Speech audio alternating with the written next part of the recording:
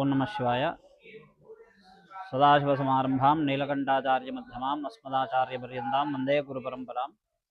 సుప్రసిద్ధమైనటువంటి శ్రీశైల మహాక్షేత్రంలో శ్రీ వేమనారాధ్యపీఠంలో ఇప్పుడు మనం ఉన్నాం.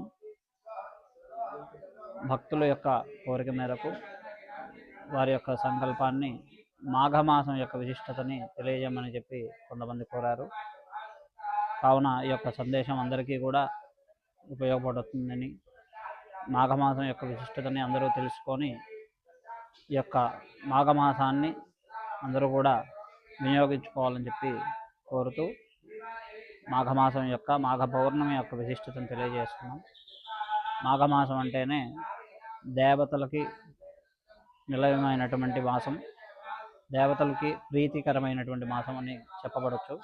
ఎందుకంటే మాఘమాసంలో మాఘ పౌర్ణమి సందర్భంగా దేవతలందరూ కూడా కైలాసం నుంచి భూమికి వేంచేసి సముద్రము యొక్క నదులలో స్నానాదులు చేస్తారని చెప్పి పురాణాల ద్వారా మనకు తెలియజేయబడుతున్నాయి. కాబట్టి మాఘ పౌర్ణమి అందరూ కూడా నదీ స్నానము, అలాగే నదులు వెళ్ళి సముద్రంలో కలిసేటువంటి ప్రదేశాల్లో సముద్ర స్నానం కానీ బ్రాహ్మీ ముహూర్తంలో చేస్తే చాలా విశేషకరమైనటువంటి ఫలితం మనకి అందుతుంది. ఎందుకంటే నదులలో, ఈ సముద్రాలలో దేవతలు స్నానాలు చేస్తారు కాబట్టి ఆ రోజున ఆ మహాపర్వదినాన్ని మనం వాళ్ళు చేసినటువంటి పవిత్రమైనటువంటి నదుల్లో మనం స్నానం చేసినట్లయితే వాళ్ళ యొక్క అనుగ్రహం అందరికీ కూడా మనకి లభిస్తుందని చెప్పి, అలాగే శరీర రుగ్మతలు తొలగిపోయి మనకి ఆ దేవతల యొక్క అనుగ్రహం, ఆ స్నాన ఫలితం అనేటువంటిది చేకూరుతుంది.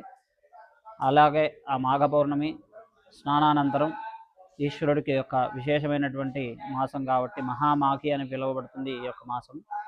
ఈసారి వచ్చేటువంటి మాఘ పౌర్ణమి మనకి పుష్యమాసం, పుష్యమి నక్షత్రంతో కూడుకున్నటువంటి ఆదివారంతో కూడుకున్నటువంటి పౌర్ణమి ఏర్పడుతుంది కాబట్టి పుష్యార్క యోగం అని కూడా తెలియజేస్తారు.